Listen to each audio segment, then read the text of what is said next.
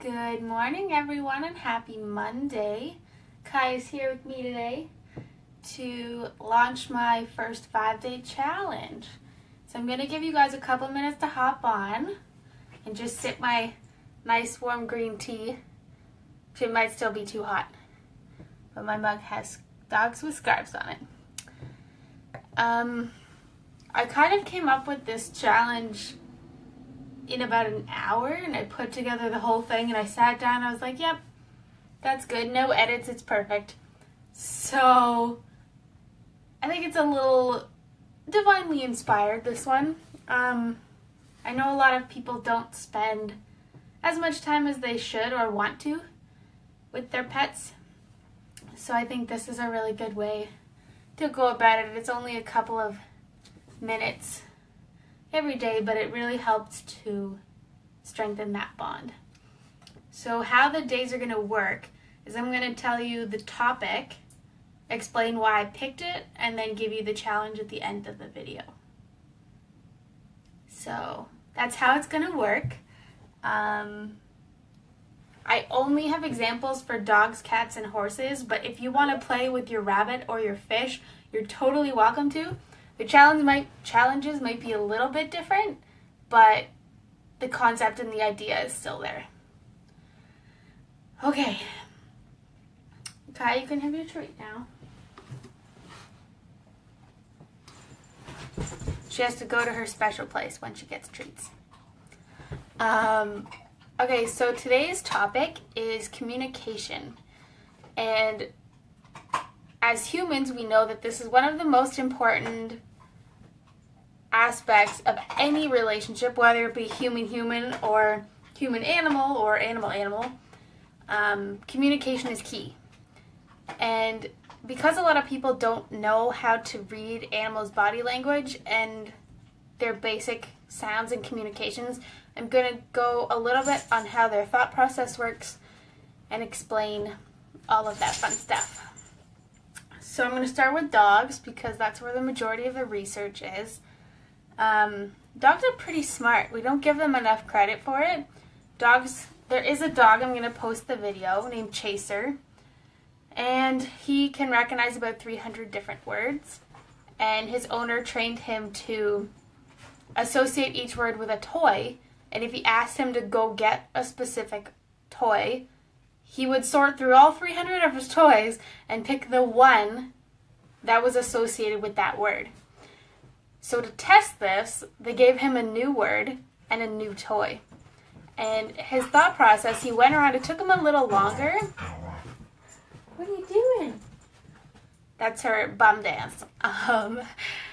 It took him a little longer, but he eventually brought out the new toy, assuming that since he already knew the words for all the other toys, that the new toy was the one associated with the new word, which is mind-blowing. But that's how it works. Do you want to say hi? Let's see if I can get her. Yay. Yeah. Okay. She wants to go outside, but I told her she could go after the video. So there's actually quite a few studies on dogs and their ability to understand humans.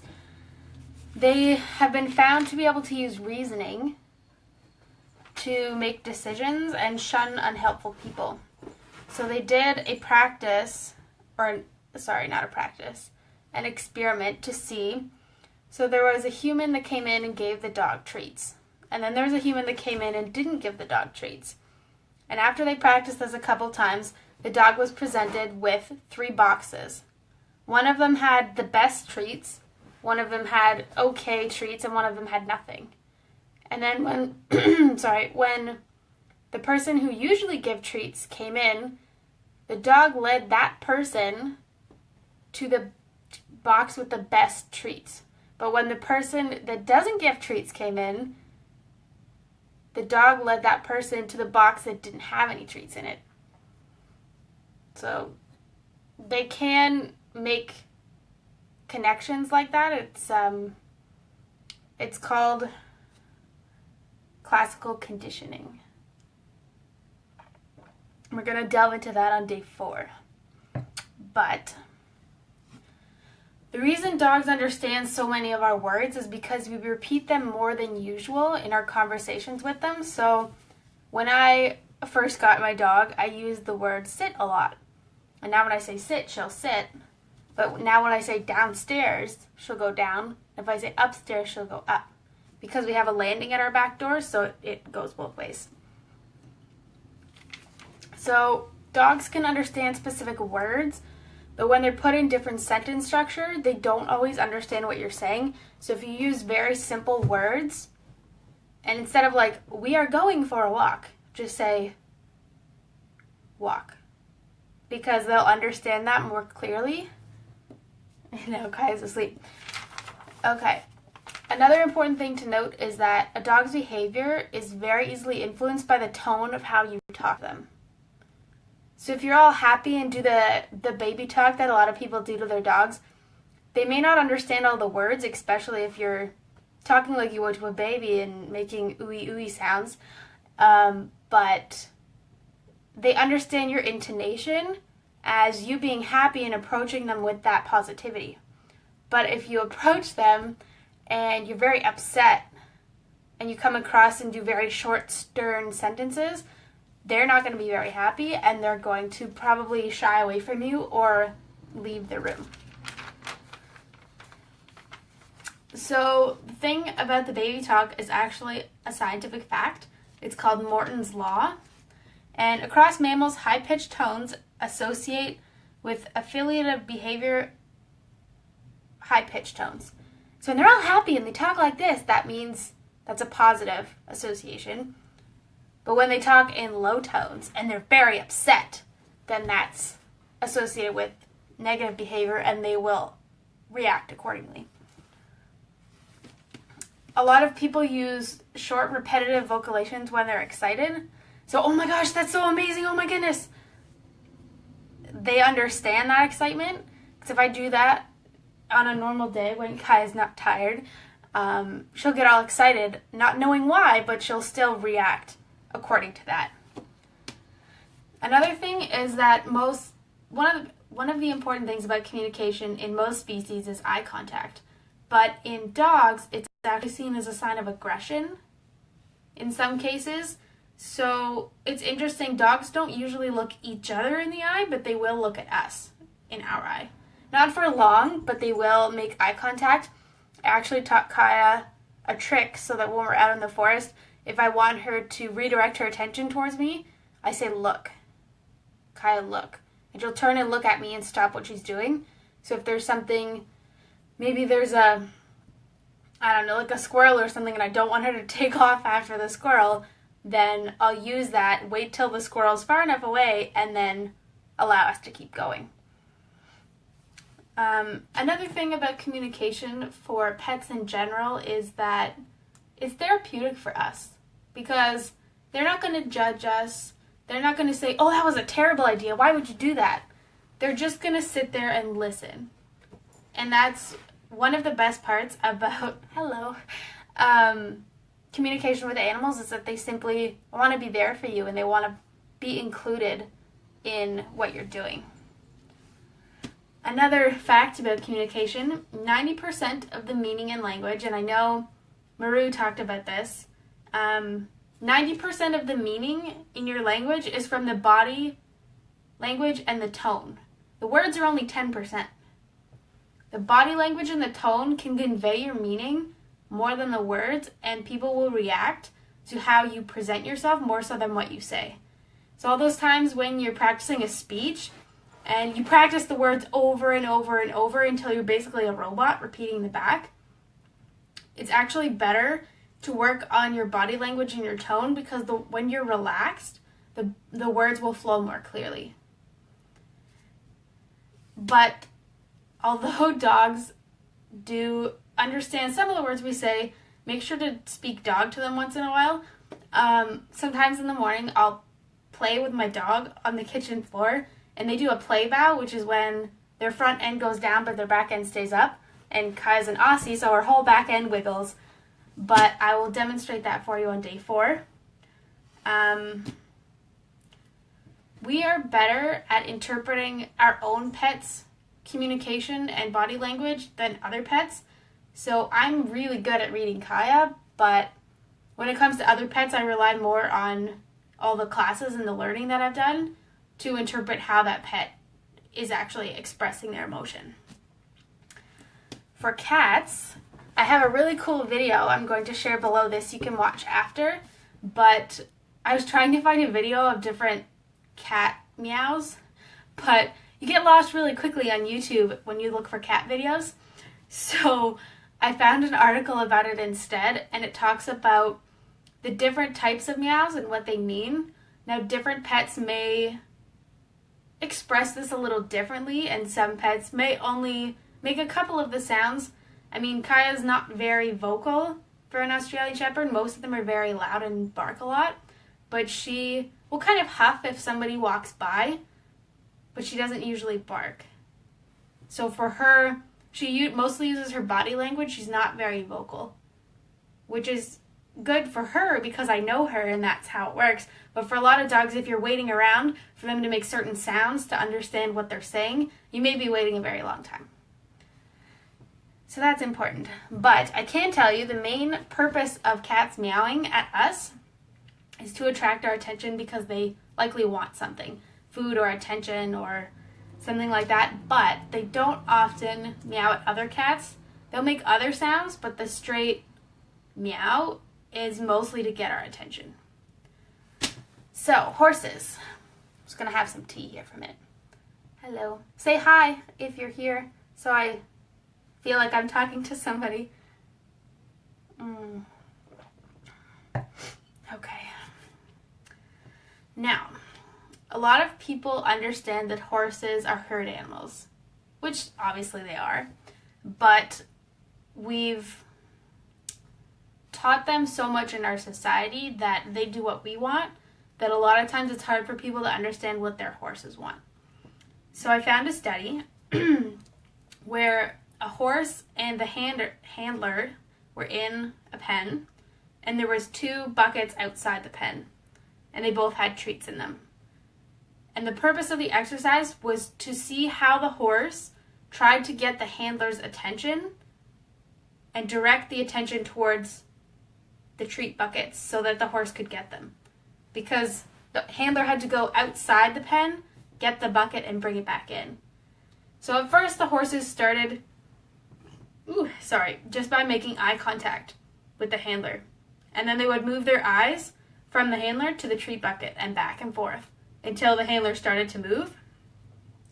If that didn't work, they started pointing with their heads going like this and then over to the bucket and back and forth until the handler picked up on it.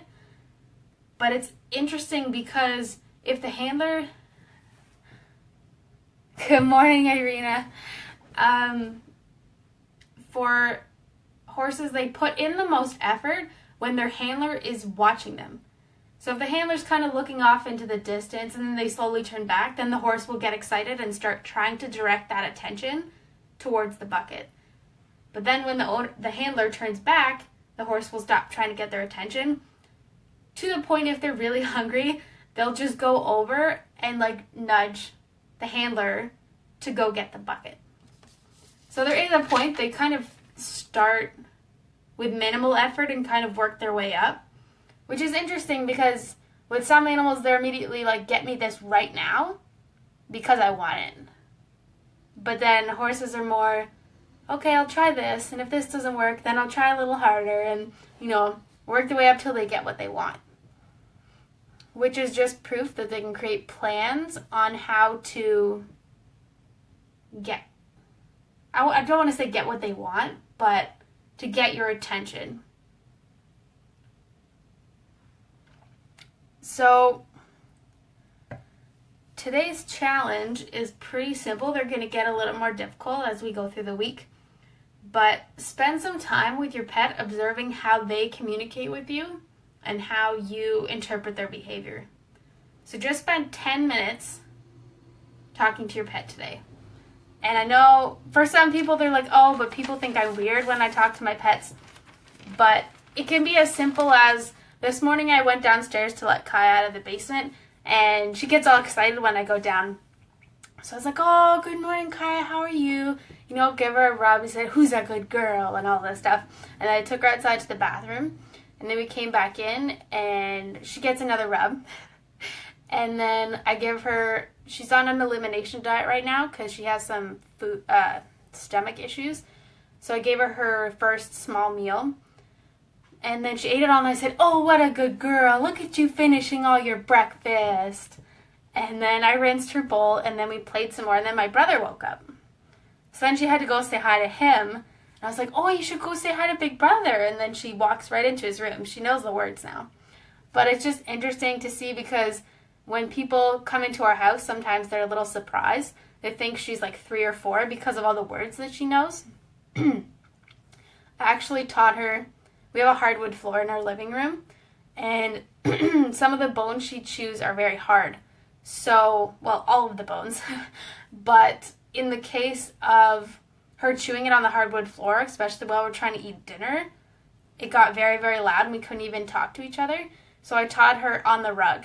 So she'll pick up her bone, walk to the rug, and chew it on the rug. And I did it yesterday just because the bone was on the ground, but she was on the rug.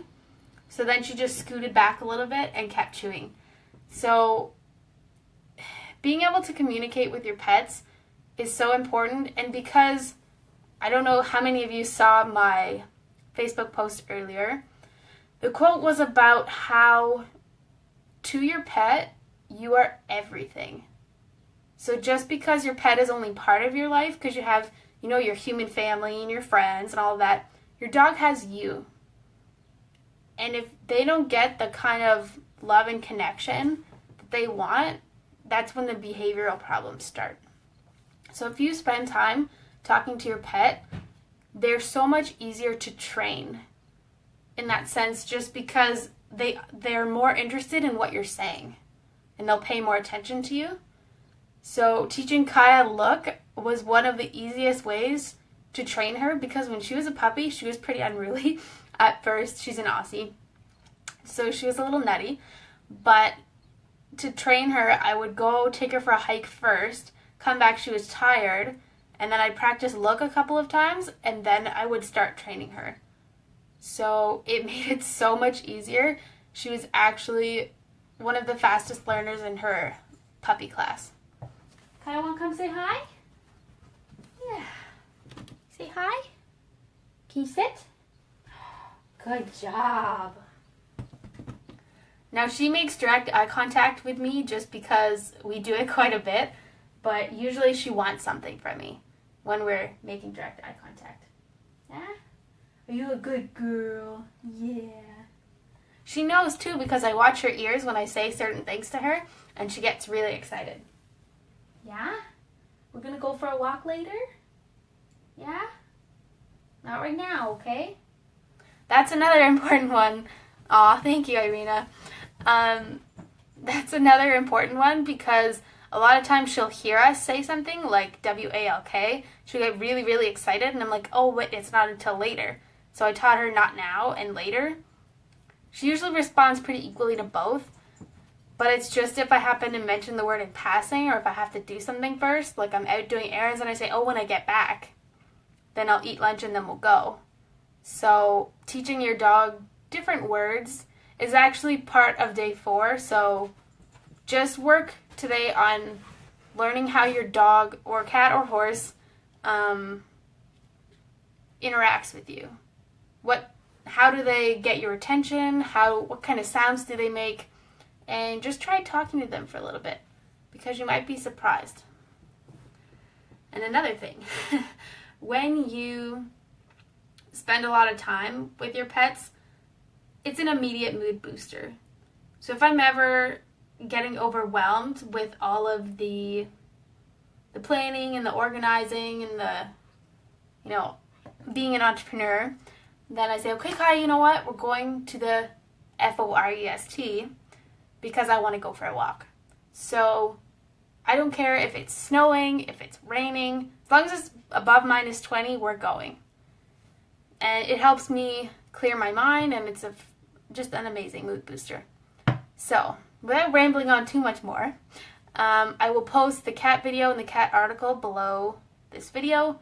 But the challenge today is to spend 10 minutes talking to your pet, to participate, post a picture below in the comments of you sitting or talking with your pet.